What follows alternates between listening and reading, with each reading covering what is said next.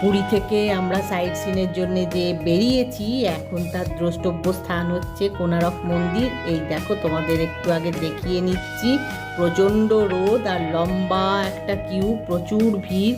ভেতরে প্রবেশ করার জন্যে এই কিউতে দাঁড়াতে হবে। তার আগে তোমাদের একটু বাইরে থেকে দেখিয়ে নিচ্ছি। আর এখানে ঢোকার জন্যে যে এন্ট্রি ফি লাগবে আর কি, তার টিকিট কাউন্টারেও বড় লম্বা একটা কিউ ছিল, সেখানে দাঁড়িয়ে কৌশিক টিকিট কালেক্ট করেছে।